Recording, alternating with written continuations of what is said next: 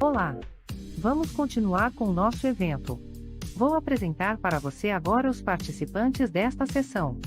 Igor Oliveira de Almeida é professor associado da UFCG.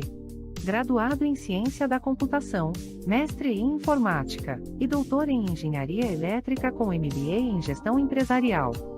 Coordena projetos de PDI na área de Engenharia de Software e é diretor executivo do Núcleo, da Unidade Embrapi SEI, UFCG, Software e Automação, e diretor de operações do Núcleo de Pesquisa, Desenvolvimento e Inovação em Tecnologia da Informação, Comunicação e Automação, Virtus, UFCG.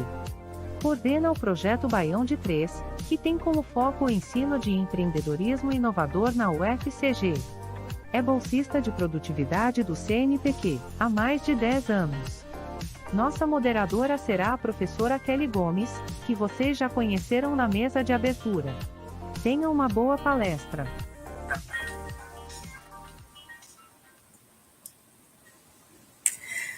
Obrigada a todos. Bom dia novamente, professor Igor. Seja muito bem-vindo, né, aqui ao nosso evento. Estamos aí bastante ansiosos para ouvir suas palavras, né, e todo aí esse caminho percorrido pela UFCG, em especial o caminho que você percorreu para que hoje a gente obtivesse, né, todo esse sucesso aí, a UFCG, seu grupo e a unidade Embrapi, né, UFCG. Então, bem-vindo novamente, muito obrigada pela sua colaboração e esteja com a palavra, professor.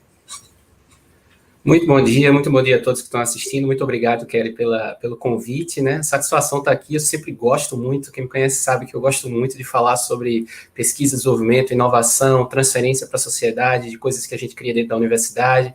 Eu acho que esse tipo de debate, esse tipo de evento só faz aumentar o nosso potencial de conseguir realizar os sonhos, de fazer com que a UFPB, a UFCG, as nossas universidades consigam transferir para a sociedade, seja em forma de produtos, seja em forma de serviços, seja em forma de utilização de coisas que foram criadas com base nas nossas pesquisas, e que isso melhore o dia a dia dessas pessoas. Eu acho que é um sonho meu de muitos anos, e eu acho que a gente compartilha esse sonho, isso é muito importante. Coisa boa, professor. Então, o professor hoje vai nos apresentar, né, o tema da sua palestra é Pesquisa, Desenvolvimento e Inovação, né, no CIE da UFCG.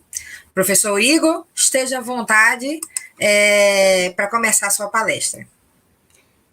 Obrigado. Só uma dúvida, vocês já estão vendo os slides da palestra? Agora sim, chegou para mim aqui, perfeito. Obrigado. Bom, pessoal, então, na verdade, a ideia, o convite foi para falar um pouco sobre os desafios da unidade Embrapi, do Centro de Engenharia Elétrica e Informática da UFCG, que eu estou atualmente como diretor executivo do núcleo que coordena as ações da Embrapi. Eu estive desde o início do processo de credenciamento, lá em 2014, da Embrapi, né? Começou em 2013, no final de 2013, começo de 2014, o credenciamento final aconteceu em 2014, e como eu participei de todo esse processo, eu continuei como diretor executivo até então.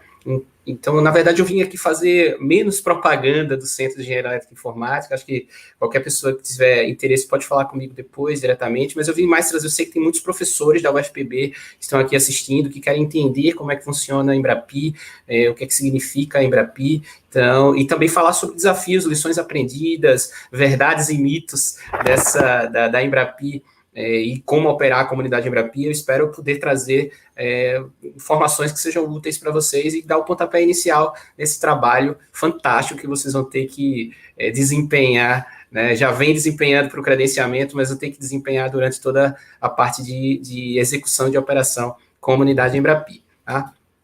Bom, então, Embrapi, falando um pouco sobre a Embrapi, para quem está assistindo aí, para quem nunca ouviu falar de Embrapi pela primeira vez, a Embrapi é a empresa brasileira de pesquisa e inovação industrial. Ela é uma empresa privada, né, sem fins lucrativos, é uma OS, né, e como ela é uma OS, está qualificada também pelo governo federal para ter contrato de gestão de pesquisa, desenvolvimento e inovação com os ministérios, né. Inicialmente, a Embrapi começou com o Ministério da Educação, né, e com o Ministério de Ciência, Tecnologia e Inovações, antigamente NCTIC, né, na época de estabelecimento dos contratos. E também já tem alguns contratos de gestão em andamento com outros ministérios, né, com o Ministério da Saúde. Então, qual foi a ideia da Embrapi? Criar um mecanismo mais ágil de distribuição de recursos para os centros de pesquisa e desenvolvimento e inovação, é um modelo parecido com o Fraunhofer, é alemão, e ela credencia unidades no país para a execução de projetos de pesquisa, desenvolvimento e inovação em áreas específicas. Então, atualmente, a gente tem um pouco mais de 60 unidades Embrapi credenciadas, né, a UFPB acabou de ter uma unidade credenciada, então é um grupo muito seleto. Você imagina que dessas 60 unidades Embrapi que você tem, isso abrange todas as áreas de conhecimento. Fármacos, tecnologia da informação, refrigeração, petróleo, óleo e gás. Então, assim, é um grupo muito seleto se você considerar a quantidade de áreas, de universidades, institutos de pesquisa privados, né, porque isso não é só para universidades, institutos federais, Sistema S, os Senais, institutos privados de pesquisa. E parabéns mais uma vez para vocês que conseguiram aprovar a unidade Embrapi, a terceira da Paraíba, né? A gente tem a UFCG, que foi a pioneira em 2014, depois entrou o Instituto Federal da Paraíba, IFPB, e agora a UFPB. Então a gente está com várias instituições na Paraíba. Eu acredito que no Nordeste nós somos o estado que tem o maior número de unidades Embrapi credenciadas. Isso é muito bom, né? Então, cada unidade Embrapi, quando ela é credenciada, ela tem um plano de ação que ela recebe recursos financeiros da Embrapi para investir em projetos junto a empresas do setor industrial. Então, você tem que ser uma empresa que é indústria, né? Então, você tem que ter uma indústria que vai aportar recursos nesse projeto, e parte desse recurso em contrapartida é dada pela Embrapi. Vou falar disso daqui a pouquinho. Então, esse é o modelo da Embrapi. Ela é enxuta, né? A Embrapi, que fica lá, a sede fica lá em Brasília, ela é bem enxuta, ela tem um corpo de funcionários pequeno, e ela credencia instituições, universidades, centros no país que têm competência técnica e demonstram essa competência técnica. Acredito que vai ter uma palestra do Euler, né? Durante esse evento ele vai falar um pouco mais sobre esse processo, provavelmente. Eu posso adiantar que é um processo, o funil ele é bem estreito, né? É um processo complexo. Você tem entrevistas, tem que demonstrar que sabe lidar com a indústria, tem que ter um histórico de projetos com a indústria que vocês demonstraram ter para poder se credenciarem. Então, isso é muito importante, entender que, ao credenciar a unidade, a Embrapi disponibiliza os recursos que podem ser aplicados pela unidade em projetos de pesquisa, desenvolvimento e inovação junto à indústria, sempre em cooperação com a indústria. Como é que funciona o modelo? Basicamente, a Embrapi aporta até 1/3 do valor total financeiro do projeto. Então, você imagina um projeto, aí esse gráfico aí eu vou mostrar um pouco, você vai ter, via de regra, no portfólio de projetos, né, mas via de regra em um projeto, você pode ter 67% aportado pela empresa e 33% aportado pela Embrapi. Na verdade, vai ser um pouco menos para a empresa, porque cada unidade Embrapi ainda tem que entrar com uma contrapartida. No caso de universidades, normalmente vão ser contrapartidas econômicas, né, horas de professores, horas de pesquisadores. Então, esse é o modelo. Para a empresa é muito interessante, porque esses recursos que a Embrapi entra, que a contrapartida da universidade está colocando, são não reembolsáveis, né? E eles abordam principalmente recursos de custeio, então vai ser recursos humanos, majoritariamente no caso da universidade vão ser bolsas, né, viagens, serviços contratados, sempre com foco no desenvolvimento daquele projeto que está sendo criado. O risco legal é todo da unidade Embrapi credenciada, então para a empresa isso é muito bom, por isso que atrai tanto, né? Para a empresa, o risco de eventual problema na execução do projeto acaba sendo da unidade Embrapi credenciada, então vai ser do laboratório da UFPB agora. A carga operacional também é toda da unidade Embrapi credenciada, então os relatórios, as prestações de contas são todas da unidade Embrapi. E o vínculo da empresa é com a unidade Embrapi. Então, não existe um vínculo formal da empresa que está contratando um projeto com a Embrapi Brasília. O vínculo continua sendo com a UFPB, no caso, né, e com a sua fundação.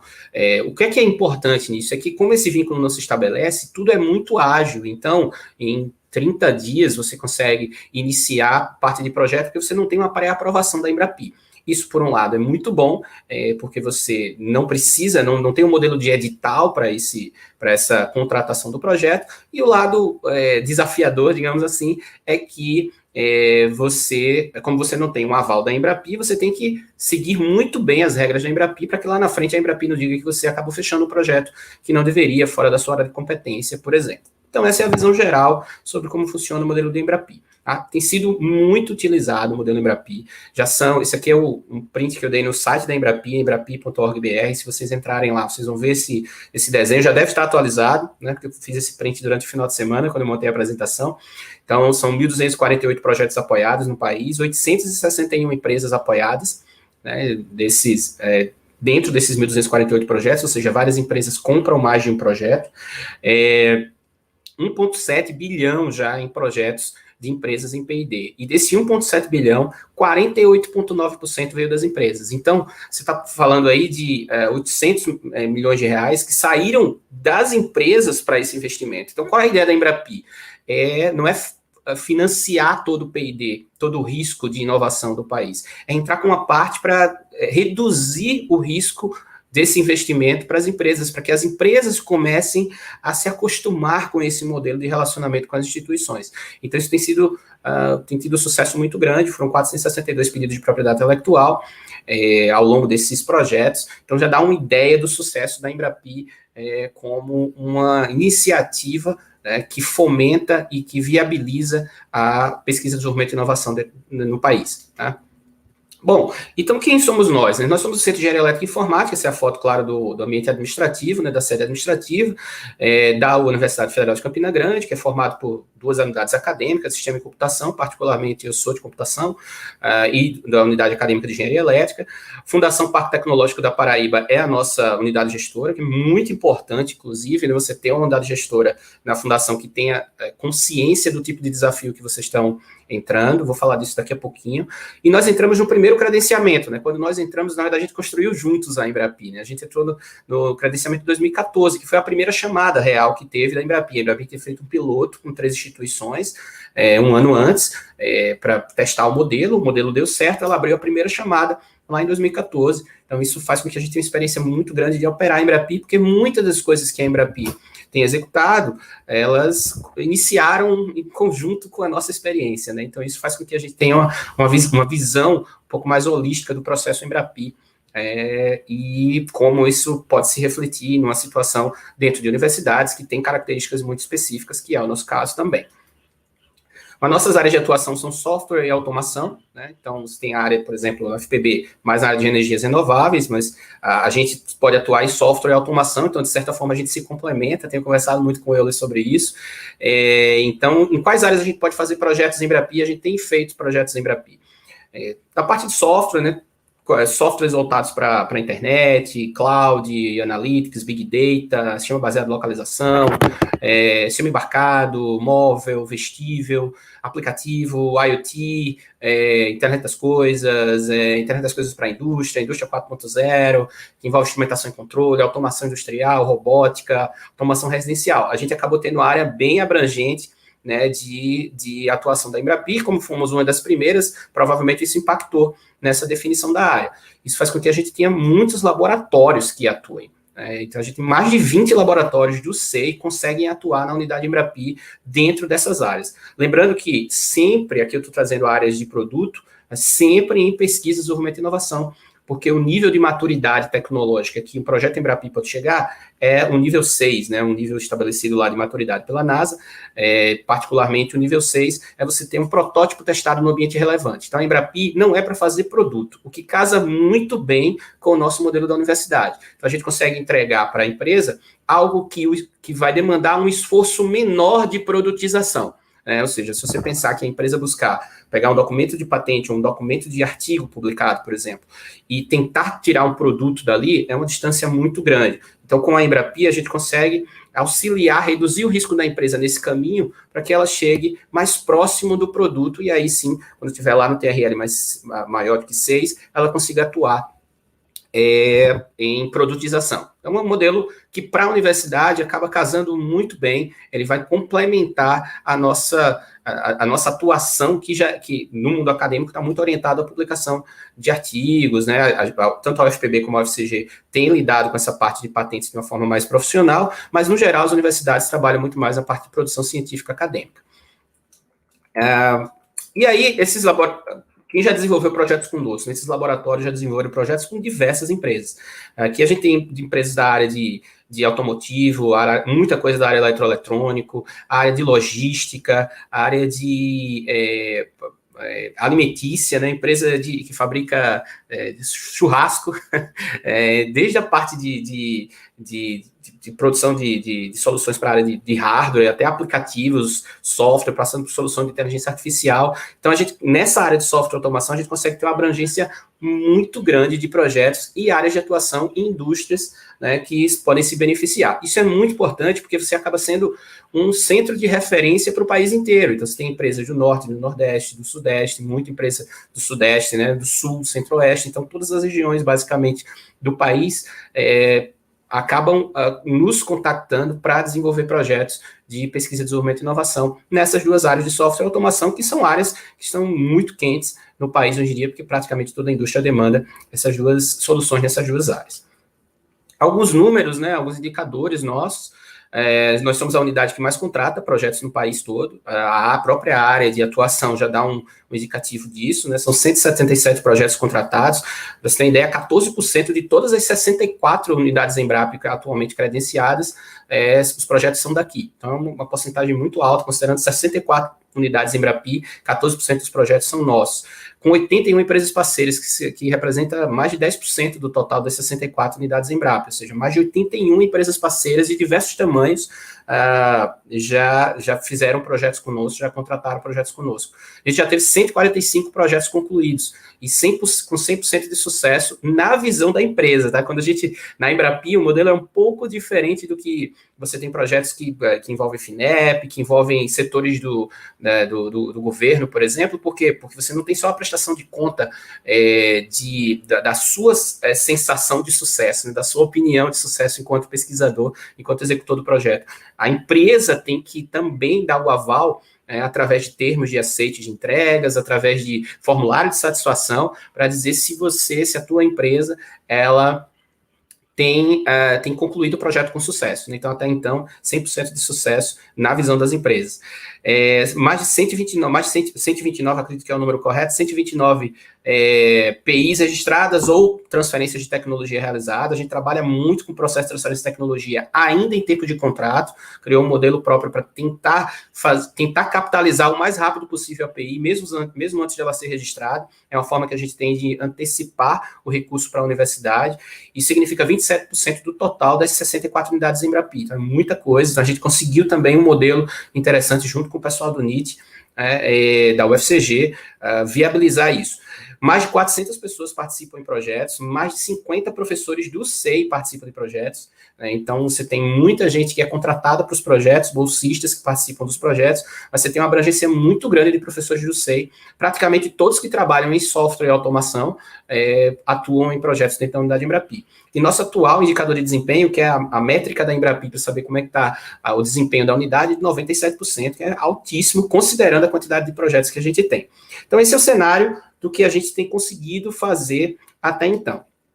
E aí eu vou trazer aqui alguma coisa que talvez seja mais útil para vocês, né? Eu tenho tempo aqui, metade do tempo eu estou aqui pelo meu cálculo, e acredito que é importante a gente falar um pouco sobre o que vocês devem estar pensando enquanto unidade Embrapi, e quem está enxergando essa unidade Embrapi chegando na UFPB, o que seria importante, o que é que eu gostaria de ter ouvido, digamos assim, quando eu comecei a trabalhar com a Embrapi dentro da UFCG. Então, eu trouxe alguns desses mitos e verdades aqui para tentar facilitar o entendimento de vocês sobre o que é a Embrapi e como ela pode trazer benefícios para a UFPB, não só para o laboratório, não só para o centro, mas para a UFPB como um todo.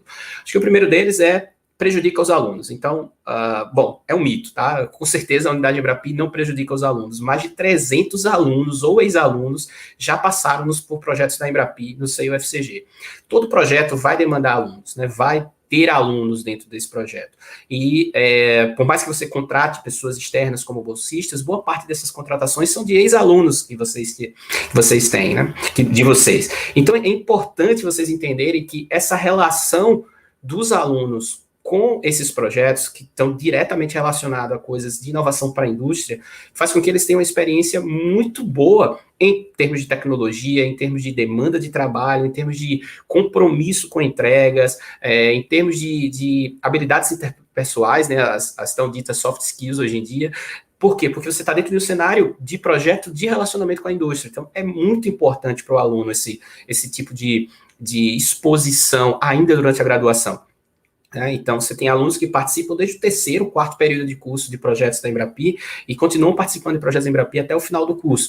Então, é muito importante que vocês entendam que facilita muito a vida dos alunos e ele tem uma abrangência muito grande de alunos, a quantidade de alunos dentro desses projetos facilita muito a vida deles no entendimento do que seria trabalhar no mercado, trabalhar na indústria. Tá? Prejudica após? Não, definitivamente não prejudica após, né? É um mito.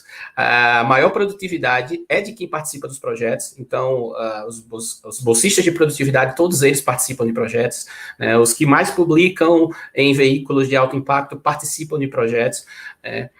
O conceito 7 da CAPES chegou para a unidade Embrapi enquanto ela era unidade Embrapi. Então, assim, talvez até pela própria a forma de cobrança da Embrapi, a forma como a Embrapi trata a pesquisa, trata projeto, trata a gestão de projeto, faz com que você acabe melhorando em todos os aspectos. Então, acredito que os pesquisadores que participam, eles têm mais contato com problemas reais da indústria, mais possibilidades de validação dos seus trabalhos dentro desses projetos.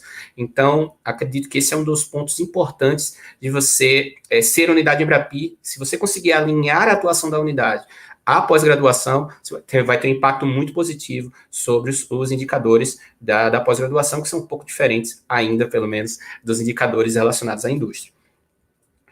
Outro mito, poucos professores participam, isso é só para o grupinho lá do laboratório. Na verdade, não, na verdade, mais de 50 professores do centro estão envolvidos e praticamente 100% dos que atuam na área estão envolvidos. A unidade Embrapi, ela não precisa ter só os professores que participam do laboratório credenciado. Desde que seja registrado como parte da unidade Embrapi, você pode ter a participação de outros departamentos, de outras unidades da UFPB. Então, isso é importante que vocês, que o núcleo que foi credenciado abra as portas para esses pesquisadores que queiram contribuir, porque isso vai aumentar muito o potencial de soluções que vocês podem prover para as indústrias que estão desenvolvendo projetos com vocês. Outro mito, né, que se falou muito na época que eu estava iniciando, né, na direção da Embrapi, isso aí é prestação de serviço, não é pesquisa, desenvolvimento e inovação. Definitivamente não é. Tá? As auditorias da Embrapi vão garantir esse fator educacional para vocês, essa educação para que vocês não fechem projetos que tenham mais um viés de serviço do que de pesquisa, desenvolvimento e inovação. Igor, mas você não disse que fez um software, que faz aplicativo? Mas tem que ter algum risco tecnológico ali. Não pode ser alguma coisa que seria feito, por exemplo, numa fábrica de software.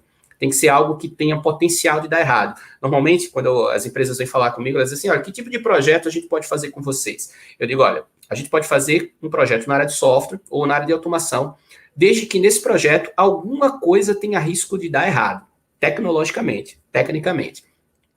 Isso faz com que você reduza muito a quantidade de pessoas no país, ou institutos, ou empresas no país, que conseguiriam desenvolver aquela solução com o mesmo método, a mesma gestão que as unidades Embrapi têm. Então, é aí onde você está a chave de definir se um projeto Embrapi ou não. Então, para as empresas que estão aqui assistindo, eu queria fazer um projeto um sistema de informação para gerenciamento, né, da minha contabilidade. Não é com a Embrapi que você vai fazer isso, com a unidade Embrapi que você vai fazer isso. Mas se você já tem o seu sistema de gestão e gostaria de uma solução automatizada, com inteligência artificial, né, que permita identificar com base nos dados como otimizar o cálculo de impostos, isso não é muito simples de fazer, talvez você considere uma unidade Embrapi como sendo a fonte dessa solução. Então, não é serviço definitivamente, é pesquisa, desenvolvimento e inovação, e as auditorias que a Embrapi vai fazer junto à unidade vão garantir que isso aconteça, e eles só vão aprovar os projetos que foram executados que tiverem esse viés de pesquisa, desenvolvimento e inovação. Tá? Outro mito é que só empresas grandes participam. Na verdade, muitas empresas médias, empresas e pequenas participam, principalmente com o auxílio do Sebrae, que entra com um recurso ainda maior, né, para as empresas pequenas, junto com o recurso Embrapi. Tá? E outro mito é que vai chover projeto. Agora eu sou unidade Embrapi, agora vai chover projeto, agora tá todo mundo... Agora dá certo, vai 300 projetos agora nesse primeiro ano. Não vai.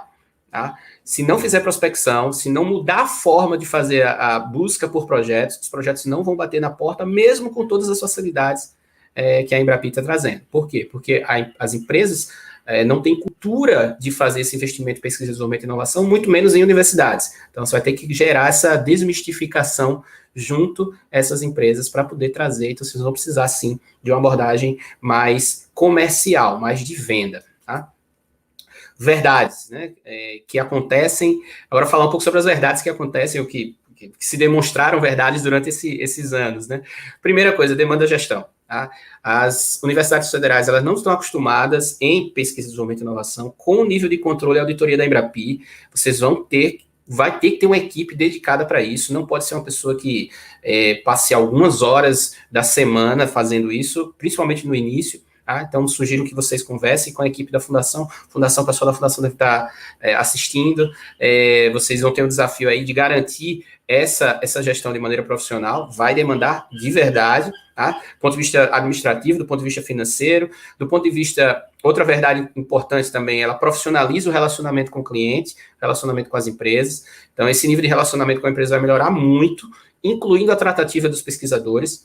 Tá? Inicialmente, a gente tinha uma centralização na unidade, poucas pessoas conseguiam prospectar. Hoje em dia, praticamente toda a unidade Embrapi prospecta projetos. Então, eu, como diretor, basicamente recebo as informações dos pesquisadores, dizendo assim, olha, eu estou negociando o projeto com a empresa X, gostaria de saber qual é a porcentagem Embrapi que a gente pode utilizar nesse projeto. Então, assim, já inverteu. Antes você tinha um mecanismo centralizado, hoje em dia, né, as iniciativas que a gente criou internamente fez com que os próprios pesquisadores fossem atrás, se tornassem prospectors, né, se tornassem pessoas que vendem seus projetos, vendem suas competências, e eu acredito que esse é o melhor modelo de se fazer, porque você escala melhor, você distribui melhor as atividades. Demanda tempo, tá? Então é necessário alguém realmente dedicado à gestão Embrapi, não dá para considerar que a pessoa faz um monte de coisa ainda à gestão Embrapi, principalmente no início, é muito ágil, e faz com que a Universidade Federal também tenha que se tornar ágil em tudo. Então, quando eu digo em tudo, é de trâmite, de assinatura, de relação com o NIT, de aprovação, de negociação de propriedade intelectual, de aprovação jurídica na procuradoria. Tudo isso vai ter que ser interligado, se já não é, se já for ótimo, precisa ser otimizado, mas é muito importante que seja interligado. Traz muita visibilidade, isso é outra verdade, vocês vão ter uma visibilidade ainda maior enquanto instituição, né, na UFPB, como sendo uma unidade Embrapi. Se vocês se destacarem ainda dentro da Embrapi, vocês vão ter uma visibilidade ainda maior, a indústria vai passar a entender o nome da UFPB como um nome para relacionamento com a indústria, o que é diferente de uma universidade que gera patentes, né? Porque a geração de patentes ainda tem um viés técnico, tecnológico. Quando você começa a ter a visibilidade Embrapi, você começa a ser entendido como alguém que fala o idioma da indústria. Isso é muito importante para diversas outras ações que eventualmente vocês queiram fazer, inclusive editais, ações governamentais que demandam a indústria mais próxima, associações, né, brasileiras de indústria, né, industriais. Então, tudo isso é muito importante. Então, acho que vocês deram um tiro muito certo ao se credenciarem como unidade Embrapi, mas vão ter que continuar atuando de maneira muito forte para garantir que isso gere visibilidade positiva para vocês. E o grande desafio, eu acho que é fazer essa integração, né? Toda instituição, ela precisa estar em sintonia. Unidades, né, se for distribuída em unidades acadêmicas ou em centros, o NIT, né, o Inova, né, a agência Inova de vocês, que por esse evento já demonstra que tem todo o interesse de fazer isso.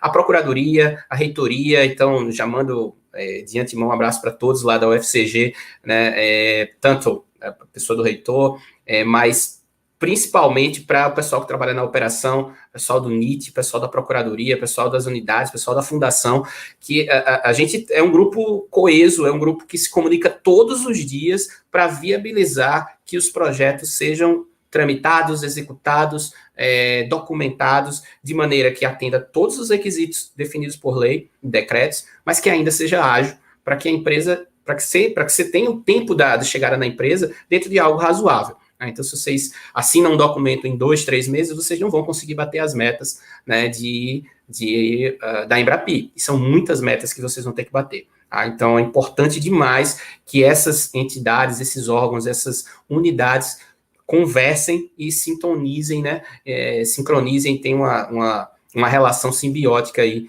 em prol da universidade. Então, isso aqui acho que esse é o grande desafio que a gente está conseguindo muito bem, graças às pessoas que estão lá e as gestores que acabaram entrando na UFCG, e é muito importante que na UFPB vocês tenham isso também com respaldo do pessoal da reitoria. Bom, benefícios de uma forma geral, né, mudança de mentalidade de negócio, a forma de prospectar projetos na universidade, ela é muito orientada a concurso, né, a edital, né? Então, você vai, eu quero um projeto, espera um edital chegar, né, para poder submeter. Bom, para bater as metas da Embrapi, para conseguir tornar a unidade Embrapi um sucesso, vocês vão ter que inverter isso. Vocês vão ter que criar um mecanismo de prospecção ativa. Olha, todo dia você está prospectando. Então, você tem uma reunião num determinado evento científico, passou uma pessoa da empresa, passou uma pessoa da empresa ali, de uma empresa X, você vai lá conversar com ele, opa, tudo bem? Como é que tá teu P&D? Você não gostaria de terceirizar o P&D? Você não tem nada de energias renováveis aí que você teria de demanda, algum problema que a gente possa ajudar você a resolver? Então, você passa a ser um prospecto ativo, né? Você não fica esperando a oportunidade de projeto chegar, você vai ter que buscar essa oportunidade de projeto. E você vai ter que ter uma excelência muito grande na operação dos projetos. Então, diferente de projetos em que você tem uma relação de entrega, de prestação de conta de administrativo, de financeiro apenas, aqui você vai ser auditado e inspecionado pela Embrapi do ponto de vista técnico. Vem um cara muito bom de uma área, ou uma mulher muito boa de uma área específica, por exemplo, inteligência artificial, que trabalha com 10, 15 anos nessa área, para dizer se aquilo que você fez é P&D, é inovação ou não é. Então, você tem que fomentar ações de excelência operacional dentro da instituição para se garantir dentro do modelo de trabalho da Embrapi. Uma coisa importante também, o investimento da Embrapi puxa outros investimentos, Lei de Informática, ANEEL, SEBRAE, BNB. Por quê? Porque se a pessoa tem um investimento da ANEEL para fazer, um investimento BNB para fazer, ou mesmo Lei de Informática, ela vai buscar as unidades da Embrapi, porque ela sabe que ela já tem, a unidade Embrapi tem competência para aquilo, porque foi aprovada como unidade Embrapi, e além disso, pode ter um suporte de risco aí de 30%, de 25%, 30% para aquele projeto. Então, essa visibilidade vai puxar outros investimentos para a UFPB. O portfólio de projetos acaba gerando um histórico imbatível, então você tem vários pesquisadores pleiteando bolsas de desenvolvimento tecnológico do CNPq, porque você gera um portfólio de projeto que o fluxo é muito contínuo de projeto. Você tem muitos projetos, como eu tinha dito, são 177 projetos aprovados, já contratados dentro da unidade, mas com certeza tem projeto sendo assinado hoje, vai ter projeto sendo assinado amanhã. Então, o fluxo é muito grande de projetos que vai acabar acontecendo se você criar um mecanismo de prospecção. E você ganha mais chances também em recursos governamentais, como edital universal, você tem infra, próprio relacionamento com a FAPESC, porque a própria Embrapi acaba criando alguns editais e alguns mecanismos de incentivo que são específicos para as unidades Embrapi. Então, é um grupo muito seleto que trabalha em inovação do país. Você tem uma rede, por exemplo, de inovação em inteligência artificial, que se juntam todas as unidades Embrapi só em inteligência artificial. Você tem de transformação digital, e algumas coisas acontecem só para essas unidades. Então, é muito importante que você entenda que essa excelência operacional vai gerar uma situação interessante do ponto de vista de negócios, digamos assim, para a universidade. E a vitrine institucional, né? A UFCG era reconhecida como centro de excelência em ensino e pesquisa, e agora é reconhecida também como centro de excelência em desenvolvimento e inovação. Então, você acaba fechando o ciclo, desde a parte de pesquisa, com pós-graduação, com conceito alto, muitos pesquisadores do CNPq, você também tem vários produtos que estão no mercado hoje em dia, né, que estão na indústria, que estão com a sociedade, que foram baseadas em pesquisas que viraram protótipos dentro da UFCG. Então, isso é muito importante do ponto de vista institucional. Alguns fatores importantes para o sucesso, só para reforçar o apoio institucional, SEI, departamentos, principalmente reitoria e NIT. O caminho é institucionalizar todos os processos, né, da prospecção à distribuição dos projetos. entre pesquisadores. Então, o foco é a experiência com a indústria, não capacidade técnica. Então, é importante que capacidade técnica é uma coisa para executar o projeto, mas ter experiência com a indústria é até mais importante para garantir esse relacionamento na linguagem que a indústria fala. Prospecção e satisfação das empresas, né? Criar mecanismos para que os pesquisadores busquem seus próprios projetos. Então, é muito importante que todo pesquisador se torne alguém que busca projetos e não fique esperando o núcleo do Inova lá buscar os projetos para ele. Uma forma que a gente encontrou de fazer isso é quem trouxer a empresa coordena o projeto. Então, isso dá um mecanismo de incentivo para a empresa querer, para aquele pesquisador querer relacionamento com a empresa e trazer o projeto. E o suporte administrativo é muito importante, é a última mensagem que eu estou trazendo aqui para deixar claro quão importante ela é. A Fundação de Apoio é o principal elemento de operação administrativa financeira. Então, tem que estar pronta para isso. Então, é muito importante que vocês comecem a conversar já com a Fundação. Ela já participou, provavelmente, do período de credenciamento, mas agora que vai começar a operação, é muito importante que vocês conversem para definir os processos que vão ser realizados e vão ser implementados para garantir a excelência operacional da unidade de vocês. É isso, pessoal. Acredito que eu cheguei no meu tempo.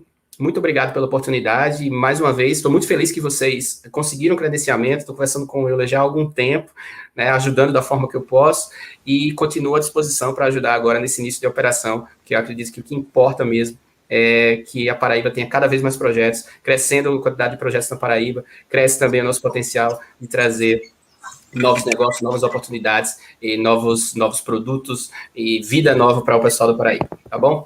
Muito obrigado. Professor Igor, muito obrigado aí pela sua palestra, uma belíssima apresentação, né, dos trabalhos que vocês vêm fazendo, e um espelho, né, no qual podemos aí já ir pegando aí as ideias. Estou vendo aqui, né, no chat, muitos participantes parabenizando sua palestra, né, dando os parabéns, né, muitas observações como show demais, né, isso significa que o público assim está gostando bastante. Temos aqui, professor, algumas perguntas, né? A do João Pedro, ele está com uma dúvida, que ele pergunta, no caso, vocês fazem prospecção diretas com os leads? Obrigado pelos comentários. Eu não estou vendo os comentários todos aqui, porque eu estou na tela de apresentação, mas eu estou vendo o João Pedro. João Pedro, obrigado, é uma excelente dúvida.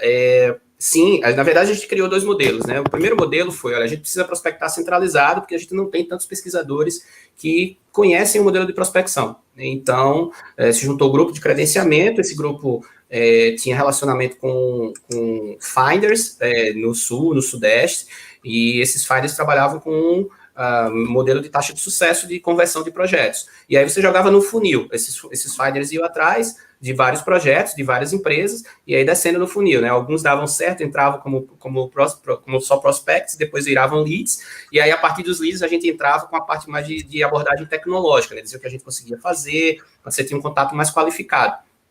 E aí você direcionava para os pesquisadores.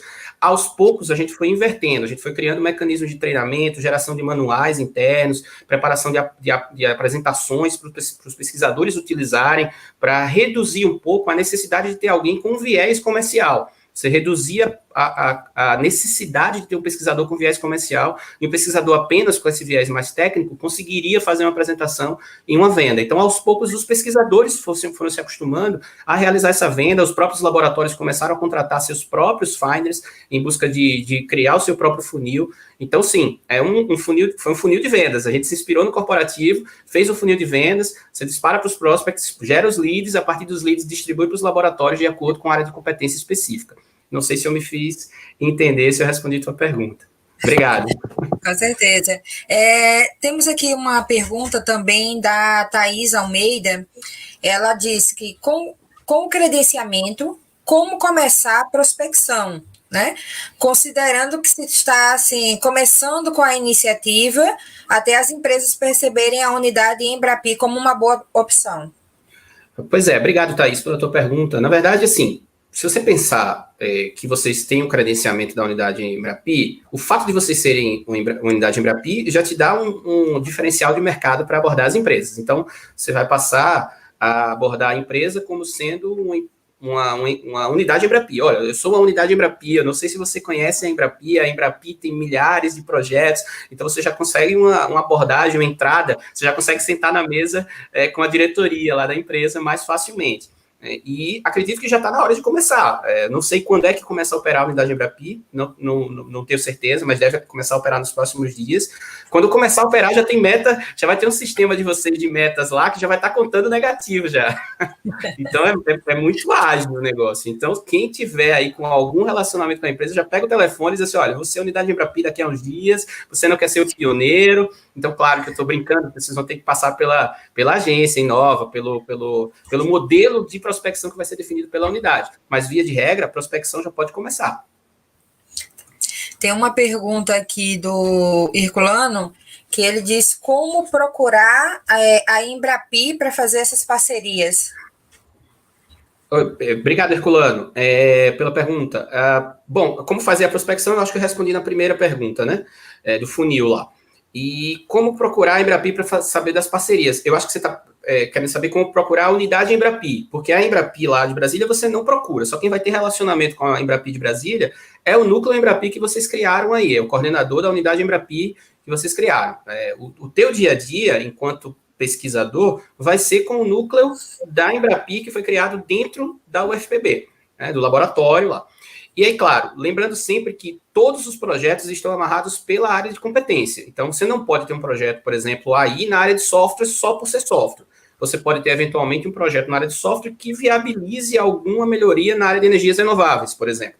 Então, esse é um filtro que vai ter que ser criado pela equipe da UFPB, né, da unidade Embrapi de vocês. Então, vocês buscam para parcerias a unidade Embrapi de vocês. Eu acho que durante o evento vai ter uma palestra do próprio Euler, que eu acho que você pode fazer essa mesma pergunta para ele dizer, olha, como é que vocês estão pensando em viabilizar essa participação de pesquisadores diversos dentro dos projetos. Certo. E aí, acho que a última, né, para a gente fechar, é da Adriana Carla. Ela está pedindo indicação de material, né, livro ou artigo para prospecção de negócios, tá? Para que o pesquisador ele possa se inteirar com essas metodologias, as técnicas de prospecção. Se existe algum livro que aborde essa temática. Olha, existem diversos. Eu posso te dizer que o melhor livro é você tentar fazer uma prospecção primeiro, né? Mas existem diversos. Dá uma procurada nessa parte de abordagem, de vendas, numa visão mais de marketing, como, por exemplo, os livros do Kotler, do Philip Kotler. Tem um aqui que eu acho que é Marketing 4.0, salvo engano, que ele até fala da diferença de funis de vendas. Funil de venda, inclusive funil de venda de inovação, ele nem é do jeito que a gente está acostumado com o funil, ele é um pouco diferente.